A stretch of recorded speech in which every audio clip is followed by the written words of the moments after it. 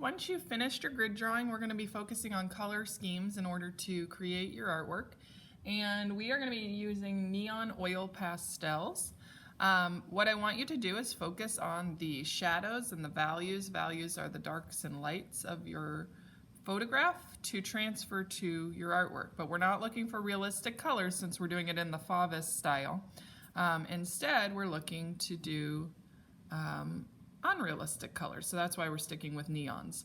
And again, you want to pick a color scheme. You could do warm, you could do cooler, you could do monochromatic, which is one colored, you could do complementary colors, you could do analogous colors. So just think about what you want to do.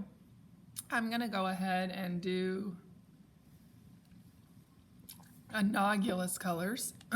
So I'm going to do, let's see, I'm going to do blue. Since I have a few blues and a few greens, I'm going to do greens. And I'm going to do purple.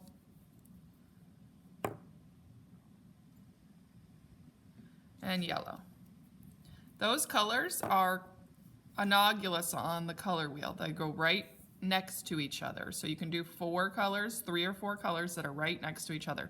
So the rainbow is red, orange, yellow, green, blue, purple. So yellow, green, blue, and purple are right next to each other on the color wheel. So that's what I am going to use as an analogous color scheme. Make sure that you choose a color scheme.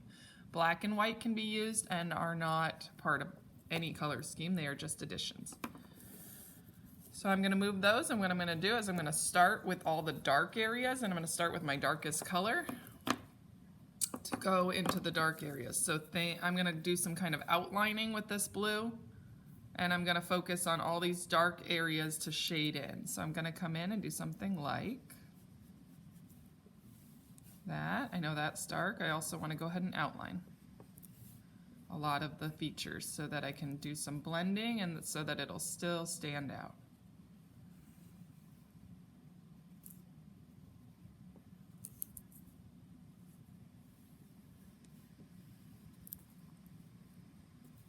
And I even marked the shading in here, so I'm going to come in and actually shade that area with the blue, since I already marked that that was the dark area.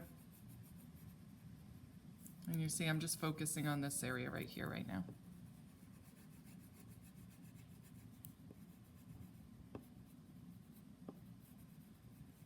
If it helps, map out some of those dark sections ahead of time lightly with a pencil so you can kind of treat it like a coloring page and go in and add in the dark area. The news will be on.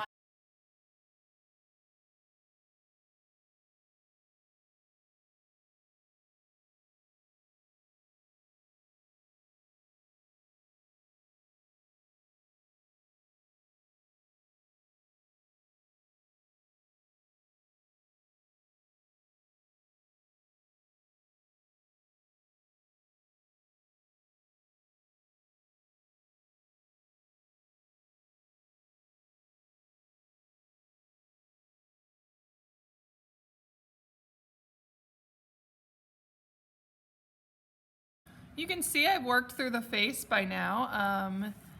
I've done a lot of blending, doing different colors on top of each other, kind of gradiating from darks down to lights, putting in my shadows, highlighting certain areas. Like this part of his nose is actually white, so I went lighter on that, just putting in a little bit of shading to emphasize different areas. So you really have to take your time with this. I even outlined this in like a purple to make it stand out more because it was blending in a little too much.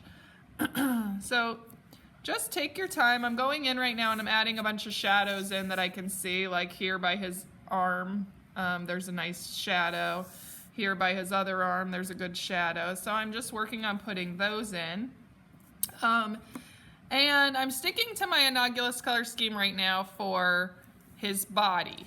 I think that I might go ahead and veer off a little bit and do like a warm color scheme for his harness that he has on to make it stand out. Just remember that you need to be able to tell me what color schemes you use. So if I'm using complementary or monochromatic or something on the main part, then when I answer questions on Artsonia, I need to be able to say, I use this color scheme on the body and I use the warm color scheme on the harness, okay? Make sure that you know. Also, try your very best to keep your paper clean out here, but if you can't, just don't smear across. You don't want to smear oil pastels. I'm sure you've seen in my video, I've been kind of tapping it off. We can clean the desk, but it's hard to keep your paper clean if you smear it across and get it back. So I'm going to keep working forward. I'm going to go ahead and speed it up again so you can see what I'm doing. And here we go.